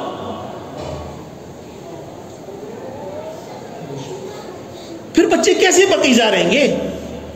ہمیں 22 سال میں وہ چیزیں نہیں پتا، آج 9 سال کے بچے کو سب پتا ہے. کیوں؟ کہاں تک بچاتے پھریں گے اپنے بچوں کو؟ تو سب سے پہلے اپنے، تو اس کا مطلب یہ ہے کہ بچانا چھوڑ دیں، قرآن کی اس آیت کو چھوڑ دیں. ایک بچے کو بخار ہو جاتا ہے، ایک ڈاکٹر سے آرام نہیں ملتا، دوسرے کے بعد، دوسرے سے نہیں تیسرے، یہاں تک کہ اگر باہر بھی جانا پڑتا ہے لے کے چلے جاتے ہیں، بھائی میرا بچہ بچ جائے. ہم کہتے ہیں نماز کے لیے کہا بھائی نہیں پڑھتا، کیا کریں جی، ہمارا کام پورا ہو گیا، حافظ قرآن اس لیے بنایا تھا، اب کیا کریں جی. ہاں بھائی یہ بات نہیں ہے. حضرت تقی صاحب دامت برکاتہم علیہ لکھتے ہیں کہ جب تک آپ کے اندر سانس ہے تب تک آپ کی ذمہ داری ہے روکنے کی، کہنے کی، سمجھانے کی. جتنی موٹیویشن ڈیورنگ حفظ چاہیے ہوتی ہے اس سے کئی گنا آفٹر حفظ چاہیے ہوتی ہے. اس کا اہتمام کریں. ورنہ ٹھیک ہے ٹیگ لگ جائے گا، اور اس ٹیگ کے میں تو آپ کو اتنے فوائد شروع میں بیان کر دیے، بیان کرنے کی ضرورت نہیں تھی. لیکن ہم جو کر سکتے ہیں، والذین جاہدوا فینا لنہدینہم، کوشش ہمارے ذمہ، باقی اللہ رب العزت راستے کھولے گا. اور اگر خدا نہ خواستہ بچاتے بچاتے کسی کا شکار بھی ہو گیا تو اللہ تعالیٰ اس پر رحم فرما دے گی. متقی کس کو کہتے ہیں؟ متقی اس کو نہیں کہتے جو گناہ نہیں کرتا، متقی اس کو کہتے ہیں جو گناہ کرتے اس پر معافی مانگ لیتا ہے. ہماری کوشش سے اگر ہمارے بچوں میں صرف یہ خوف پیدا ہو گیا کہ گناہ پہ معافی مانگنا ہے، یہ بھی آج کی دور کی ولایت ہے. بچے تو گناہ کو گناہ ہی نہیں سمجھ رہے، اس کو انجوائے اور تفریح سمجھ رہے ہیں، تبھی تو مسائل میں مبتلا ہیں. گناہ کو گناہ سمجھنا، اس کی سینس دینا، اس کے لیے کوشش کرنا، یہ آپ پر فرض ہے.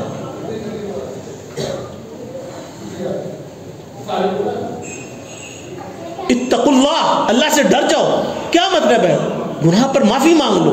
بشر ہونے کے ناطے گناہ تو بھی ختم ہوں گے، اور کسی کے ساتھ بھی وہ سب کے ساتھ جڑے ہیں. بڑے سے بڑے ولی انبیاء معصوم ہوتے ہیں، اولیاء اللہ محفوظ ہوتے ہیں، وہ بھی کوشش کرنے کی وجہ سے، ورنہ نفس اور شیطان تو موت تک ہے. تو ہم ان چند امور کو اپنے ساتھ رکھیں.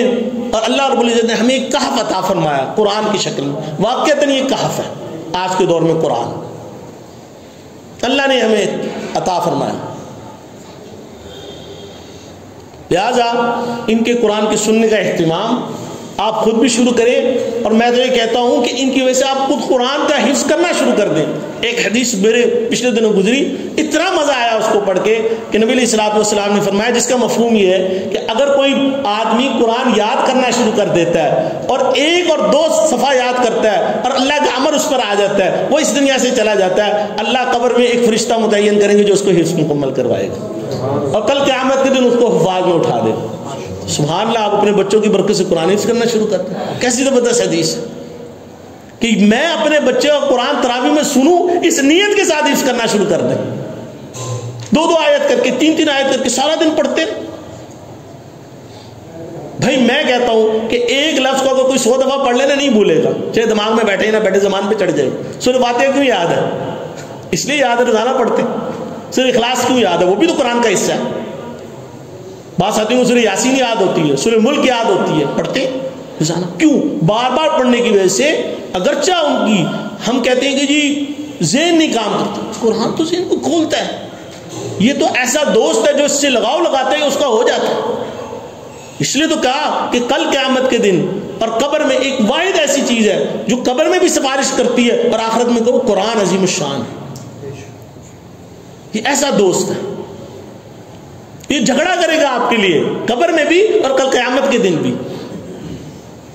دعا ہے کہ اللہ تعالیٰ ان سب بچوں کو عامل قرآن بنائے، ناشر قرآن بنائے، داعی قرآن بنائے، عامل قرآن بنائے، بلکہ عاشق قرآن بنائے.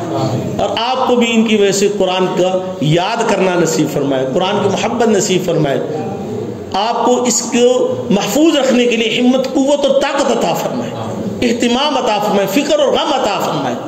دنیا کے غموں کے ساتھ قرآن کا بھی غم عطا، آپ کو قرآن کا غم لگ جائے. میرے استاد، میرے شیخ مجھے دعا کہتے تھے کہ اللہ تمہیں قرآن کا غم عطا فرما دے. میں آپ کے لیے دعا کرتا ہوں اللہ آپ سب والدین کو قرآن کا غم عطا فرما دے. وآخر دعوانا الحمدللہ رب العالمین. اب آخری سبق سن لیتے ہیں، اس کے بعد انشاءاللہ تو دعا کریں گے. اعوذ باللہ من الشیطان الرجیم. اعوذ باللہ من الشیطان الرجیم. بسم اللہ الرحمن الرحیم. بسم اللہ الرحمن الرحیم. صبغۃ اللہ. صبغۃ اللہ. ومن احسن من اللہ صبغۃ. ومن احسن من اللہ صبغۃ. ونحن له عابدون. ونحن له عابدون. قل أتحاجوننا في الله وهو ربنا وربكم. قل أتحاجوننا في الله وهو ربنا وربكم. ولنا أعمالنا ولكم أعمالكم.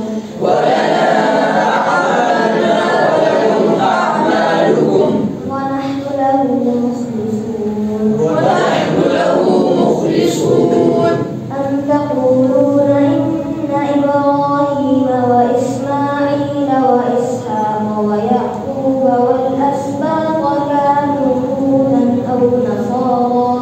أم تقولون إن إبراهيم وإسماعيل وإسحاق ويعقوب والأسباط كانوا هودا أو نصارى.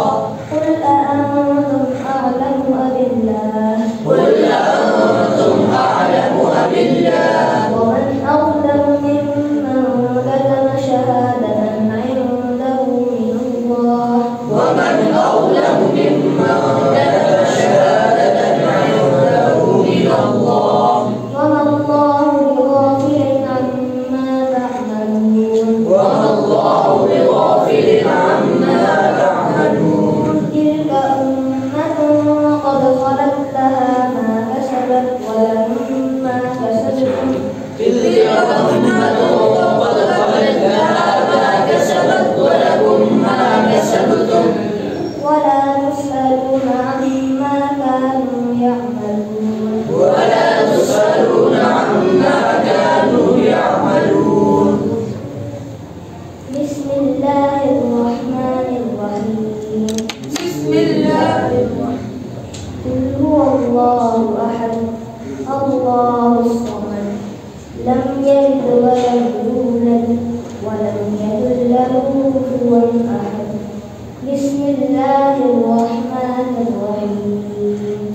قل أعوذ برب الفلق من شر ما خلق ومن شر غاسق إذا وقب ومن شر النفاثات في العقد ومن شر حاسد إذا حسد. بسم الله الرحمن الرحيم. قل أعوذ برب الناس ملك الناس إله الناس من شر الوسواس الخناس الذي يوسوس في صدور الناس من الجنة والناس. بسم الله الرحمن الرحيم. الحمد لله رب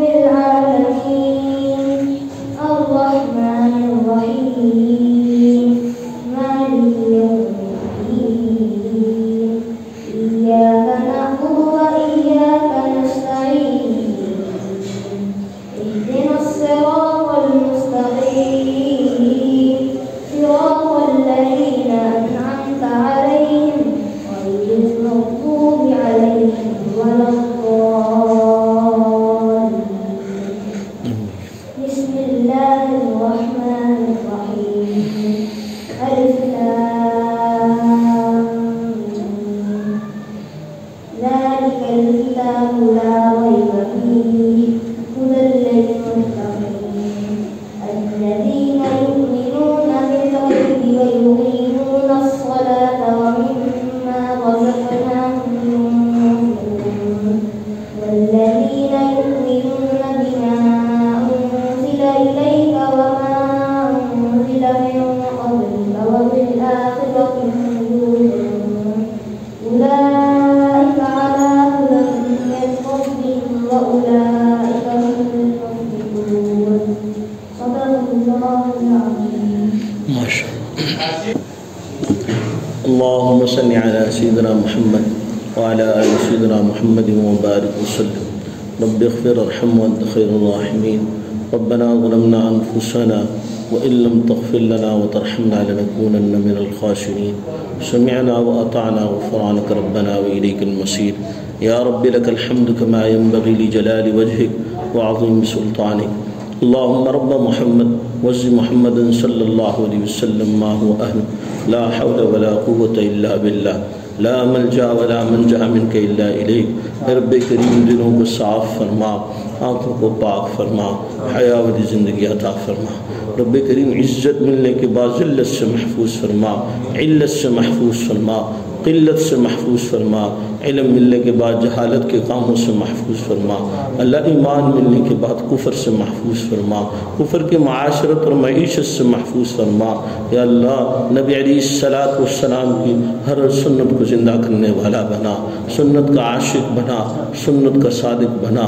کبھی بھی بے سہارا نہ فرما، کبھی بھی کسی کے در کا محتاج نہ بنا، در در کے دھکے کھانے سے محفوظ فرما. اللہ آپ بھی سچے، نبی علیہ السلام بھی سچے.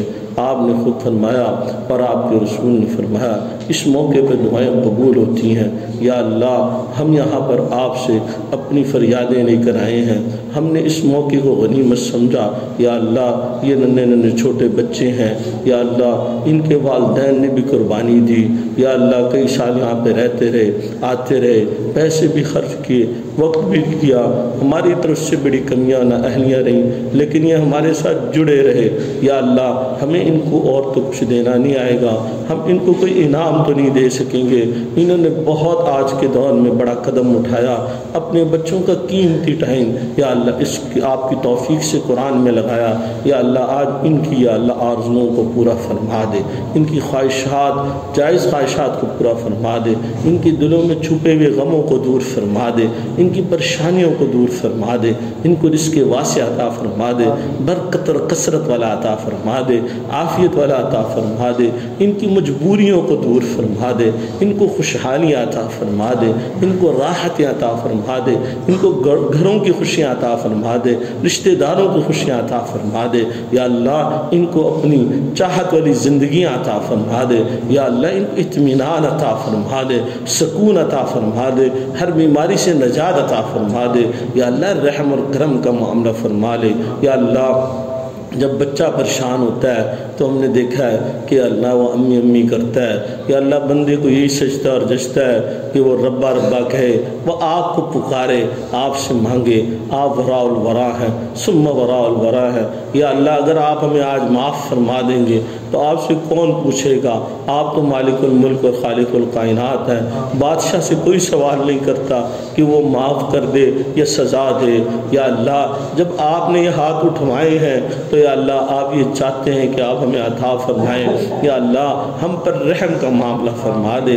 یا اللہ آپ کا یہ حق بنتا، آپ یہ کہہ سکتے تھے کہ جاؤ چلے جاؤ، تم اتنی مجھے تکالیف دیتے رہے، تمہاری خلوت اور جلوت تو ناپاک ہے، تم غلط استعمال کرتے رہے موبائلوں کا، تم نے گناہ کیے، تم نے لوگوں کے دل توڑے، تم بد اخلاق ہو، تم نے بہت زیادہ معاملات خراب کیے، تم نے گناہ کرتے ہوئے تمام دروازوں کو تو بند بند کر دیا، میرے دروازے کی طرف تمہاری نگاہ نہیں گئی۔ اللہ ہمیں نفس اور شیطان نے پھنسا لیا تھا، یا اللہ اس نے ہمیں لوٹ لیا تھا۔ اللہ ہم لٹے ہوئے اور پھٹے ہوئے آدمی ہیں، یا اللہ ہم لٹے ہوئے لوگ ہیں، لٹے ہوئے قافلے پر تو یا اللہ ہم نے دیکھا سبھی رحم کا معاملہ فرماتے ہیں۔ آج آپ ان بچوں کی برکت سے ہم پر رحم کا معاملہ فرما دیں۔ یا اللہ کتنی بدبختی اور بدقسمتی ہوگی کہ دارالقرآن ہو، شعبان کا مہینہ ہو، ان بچوں کا قرآن مکمل ہو اور ہم جیسوں پر آپ کا فضل نہ ہو۔ اللہ آپ رحم کا معاملہ فرما دیں۔ یا اللہ ماں کا بچہ جتنا بھی گندا ہو، جیسا بھی ہو، یا اللہ نافرمان بھی ہو، لوگوں کو تنگ بھی کرتا ہو، نکما بھی ہو، بد اخلاق بھی ہو، لیکن ماں منکر نہیں ہوتی کہ یہ میرا بچہ نہیں ہے۔ یا اللہ آپ نے خود فرمایا قرآن میں قل یا عبادی، اے میرے بندوں۔ اللہ نسبت تو آپ نے کر دی اور اس کے اندر تخصیص نہیں کی، آپ نے سب کو اپنا بندہ کہا ہے۔ اللہ ہم جیسے کیسے بھی ہیں بندے آپ ہی کے ہیں، اللہ ہم پر رحم کا معاملہ فرما دے۔ یا اللہ ہم نے پورا سال بہت ہی کمزوری سے گزارا ہے، یا اللہ ہم سچی اور پکی توبہ کرتے ہیں، آئندہ یا اللہ آپ کی باتوں کو پورا کریں گے، نمازوں کو وقت پر پڑھیں گے، یا اللہ فرائض پورا کریں گے، اپنے بچوں کی تربیت کرنے کی کوشش کریں گے۔ آپ ایک رحمت کی نظر ہم پر ڈال دے، ہماری بگڑی بن جائے گی، ہم یا اللہ ہماری وصولی ہو جائے گی۔ یا اللہ یہ والدین چل کر آ گئے، ان کے بچوں نے حفظ بھی کر لیا، یا اللہ یہ اس نیت سے آئے تھے کہ ہم ختم قرآن کی دعا میں چاہ رہے ہیں۔ یا اللہ جب آپ ان کو یہاں پہ لے آئے ہیں تو اب محروم نہ فرمائیں، ان کی دعاؤں کو قبول فرما لیں۔ یا اللہ ہم تو یا اللہ اتنا نہیں جانتے، آپ ان کے دلوں کے احوال جانتے ہیں، یا اللہ ان کے جائز حاجات جانتے ہیں، مشکلات جانتے ہیں۔ یا اللہ سب پر اپنا فضل فرما دے، یا اللہ ان سب کے گھروں کو قرآن و سنت سے مزین فرما دے، ہر سنت کو زندہ کرنے والا بنا دے۔ یا اللہ ان کے بچوں کو سنت والا بنا دے۔ یا اللہ یہ قرآن جو ان کے بچے نے حفظ کیا، یا اللہ اس کی حفاظت فرما، ان 10 بچوں کو عالم قرآن بنا، ناشر قرآن بنا، دائی قرآن بنا، عامل قرآن بنا، بلکہ عاشق قرآن بنا۔ ان کو ضائع ہونے سے محفوظ فرما، ان کو انٹرنیٹ کے فتنوں سے محفوظ فرما، دجل سے محفوظ فرما، بے حیائی سے محفوظ فرما، جھوٹ سے محفوظ فرما۔ یا اللہ پاکیزہ زندگی عطا فرما، ان کی نسلوں میں قرآن کو داخل فرما، جاری فرما، ساری فرما، ان کی ایمان کی حفاظت فرما۔ یا اللہ ان کو معاشرے کا بہترین انسان بنا، ان کو والدین کے لیے آنکھوں کی ٹھنڈک بنا، راحت کا ذریعہ بنا، کل قیامت کے دن عزتوں کا باعث بنا، کل قیامت کے دن کی ذلتوں سے محفوظ فرما۔ اللہ اولادوں کے غموں سے محفوظ فرما، اولادوں کے فتنوں سے محفوظ فرما، اولادوں کی آزمائش سے محفوظ فرما، اولادوں کی غموں سے محفوظ فرما، اولادوں کی بدقسمتیوں سے محفوظ فرما، اولادوں کی بد نصیبیوں سے محفوظ فرما، اولادوں کی ذلت سے محفوظ فرما، اولادوں کی جگ ہسائی سے محفوظ فرما۔ اللہ اولادوں کو نیک بنا دے، کل قیامت کے دن عزتوں کا باعث بنا دے، کل قیامت کے دن کی ذلتوں سے محفوظ فرما۔ یا اللہ سب سے زیادہ قیمتی سرمایہ انسان کا یا اللہ یہ اولاد ہی ہوتی ہے، یا اللہ اس کو بگاڑ سے بچا لے۔ وہ کتنا بدبخت اور بدقسمت آدمی ہے جو خود تو نماز پڑھتا ہے اور اس کی اولاد نماز کا منکر ہے۔ یا اللہ ایسے دن سے محفوظ فرما، ایسی رات سے محفوظ فرما، ایسی یا اللہ وقت سے محفوظ فرما۔ یا اللہ دنیا کا خسارہ کوئی خسارہ نہیں، اگر اولاد کا بگاڑ دین کے اعتبار سے آ گیا تو یا اللہ ہم لٹ جائیں گے، مر جائیں گے۔ یا اللہ ہم پر رحم کا معاملہ فرما، اللہ عافیت کا معاملہ فرما۔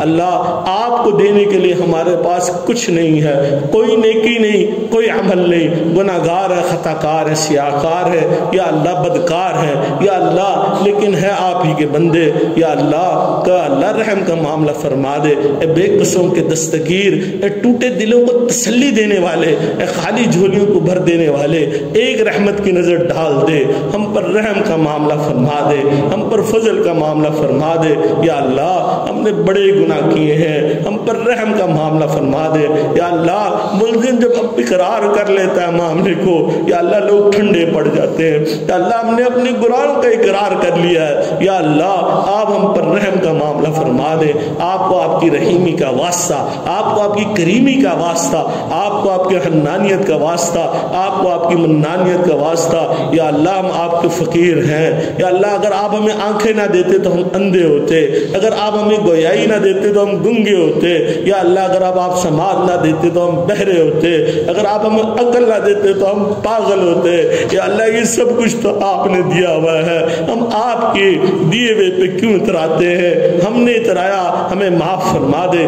اللہ ہم نے تکبر کیا، ہمیں معاف فرما دے۔ ہم نے بڑا بول بولا، ہمیں معاف فرما دے۔ یا اللہ ہم فقیر ہیں، آپ نے خود فرمایا یا ایھا الناس انتم الفقراء، تم سب کے سب فقیر ہو، واللہ هو الغنی، میں غنی ہوں۔ یا اللہ جب فقیر گھر سے نکلتا ہے تو یہ سوچتا ہے آج کسی اونچے دروازے پہ آواز لگاؤں گا، کام بن جائے گا، پیسے زیادہ مل جائیں گے، میرے بچوں کا پیٹ بھر جائے گا۔ اللہ یہ لوگ بھی گھروں سے آپ کو یا اللہ پکارنے نکلے تھے، آپ کا دروازہ سب سے اونچا دروازہ ہے، آپ کا در سب سے اونچا در ہے۔ اللہ آپ کا کلام سب سے اونچا کلام ہے۔ یا اللہ ہم پر بھی رحم کا معاملہ فرما دے، ہم بھی اونچی صدا لگاتے ہیں، ہمیں معاف فرما دے، ہم پر رحم کا معاملہ فرما دے۔ اللہ اگر آپ نے معاف کر دیا تو ہمارا دن بن جائے گا، یا اللہ ہم خوش ہو جائیں گے۔ یا اللہ آپ کے لیے کوئی مسئلہ نہیں، وما ذالک علی اللہ بعزیز، کہ آپ ہمیں معاف کر دیں۔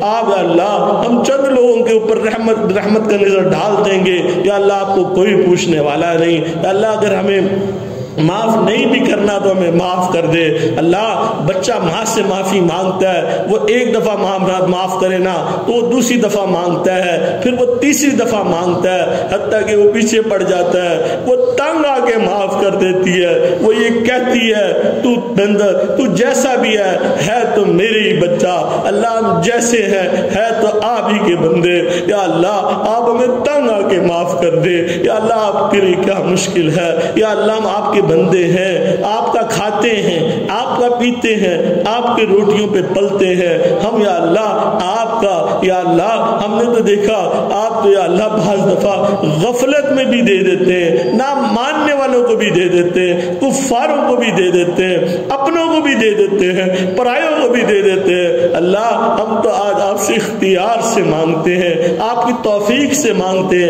ایک رحمت کا معاملہ فرما دے۔ یا اللہ ہم نے دیکھا ہے کہ اللہ اگر کہیں چند عورتیں چل کر چلی جائے تو اللہ لوگ قتل کے مقدمے معاف کر دیتے ہیں۔ یہاں پہ یا اللہ تیری کچھ بندیاں ان بچوں کی مائیں یا اللہ یہاں پہ چل کر آئیں کہ ہمارے بچے کا ختم قرآن ہے، ہم جا کے دعا مانگیں گی، وہ خوشی خوشی آئی ہیں اپنے گھروں سے کہ ہم نے اتنے سال اپنے بچوں کو قرآن کے لیے لگایا، آج اس کا ختم کا موقع ہے۔ یا اللہ آج ان کی آرزوؤں کو ٹھکرا نہ دے، ان کے آنے کو ٹھکرا نہ دے، رحم کا معاملہ فرما دے۔ آپ کے در پر آئی ہیں، آپ کا فضل مانگنے آئی ہیں، آپ کی رحمت مانگنے آئی ہیں، اپنی چھپی ہوئی آرزوؤں کو رکھنے آئی ہیں، اپنے بچوں کے ساتھ کے لیے رونے آئی ہیں۔ یا اللہ کسی کو بھی ضائع نہ فرما، یا اللہ ان میں سے کسی کو بھی ضائع نہ فرما۔ یا اللہ ہمارے اساتذہ نے یا اللہ ان پر محنت کی، ان کو قبولیت تعامہ نصیب فرما، جو کمی کوتاہی رہ گئی معاف فرما۔ یا اللہ ہم ان والدین سے بھی معافی مانگتے ہیں، آپ سے بھی معافی مانگتے ہیں،